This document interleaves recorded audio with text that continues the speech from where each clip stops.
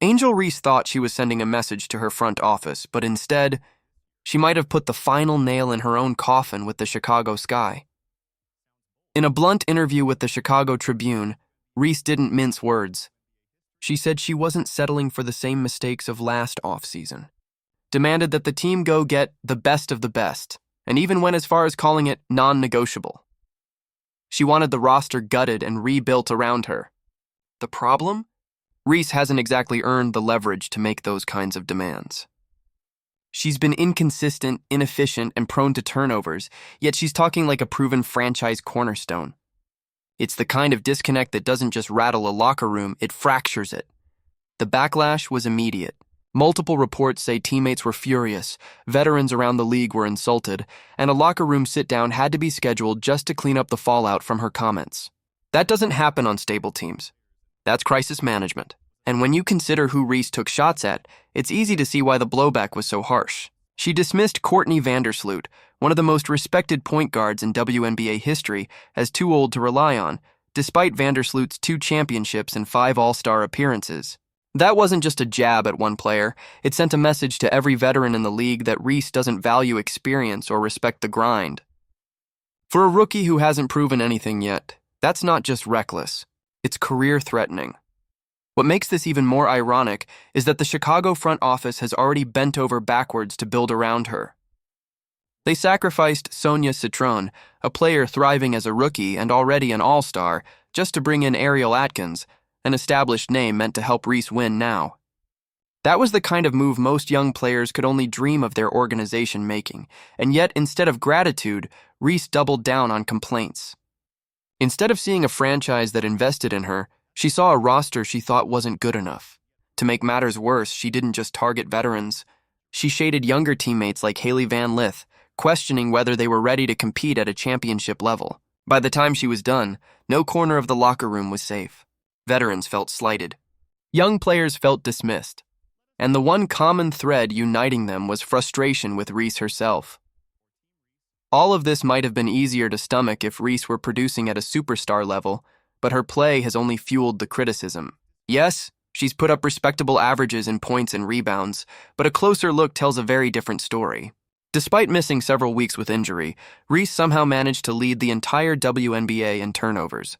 That's not the mark of a franchise anchor, that's the mark of a liability. On top of that, she struggled to finish around the rim, with 1 in 5 of her close-range attempts getting blocked, and her free throw shooting never developed into a reliable weapon. Instead of being the consistent force she marketed herself as, Reese became a player whose flaws outweighed her production, and then came the suspension. Reese picked up her 8th technical foul of the season after striking Aaliyah Edwards in the head on a rebound play. By league rule, that triggered an automatic suspension, and the timing couldn't have been worse. The Sky were gearing up for a highly anticipated matchup against the Indiana Fever, a game the league itself had circled as a rivalry showcase.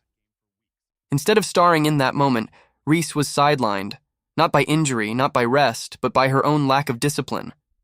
It was a self-inflicted wound that embarrassed both her and her franchise. Worse, Chicago often looked sharper without her on the court. The ball moved better, the energy improved, and the chemistry seemed less toxic. That's the opposite of what a supposed star should bring to a team. Contrast that with Caitlin Clark in Indiana, and the gulf between the two couldn't be wider. Clark has faced unprecedented pressure as the most hyped rookie in WNBA history, with every game dissected and every misstep magnified. And yet she's carried herself with professionalism and poise. Even when sidelined with injury, she traveled with the team, supported her teammates from the bench, and kept herself involved.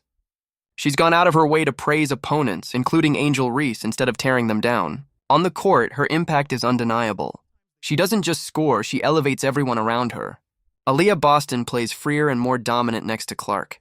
Kelsey Mitchell thrives with the spacing Clark provides. Role players like Lexi Hull and Sophie Cunningham find better looks because Clark's vision forces defenses to bend. That's leadership. That's the kind of gravity a real franchise player brings. The numbers back it up.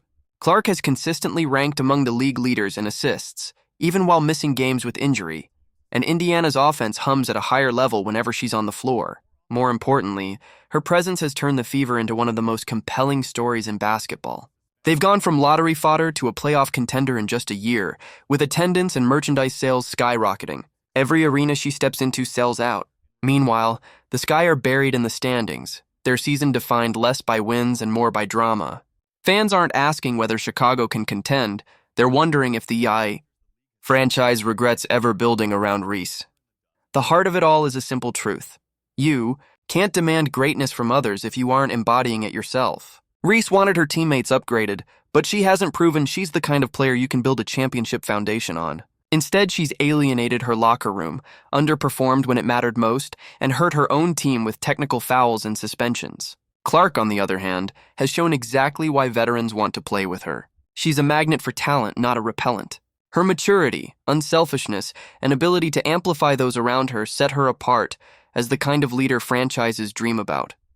That's why the future feels so different for these two teams. In Indiana, the Fever are building something real, something sustainable, and it's anchored by a young star who already gets what leadership means. In Chicago, the Sky are left with a player who talks like a superstar but plays like a liability.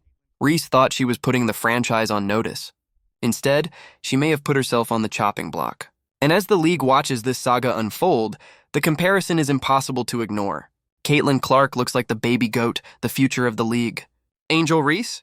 More like the baby giraffe, awkward, unsteady, and quickly running out of time to prove she belongs. So the question becomes, will Chicago double down on a player tearing her own team apart? Or will they admit the harsh truth that the biggest problem isn't the roster Reese wanted to gut, it's Reese herself? Let us in the comments below.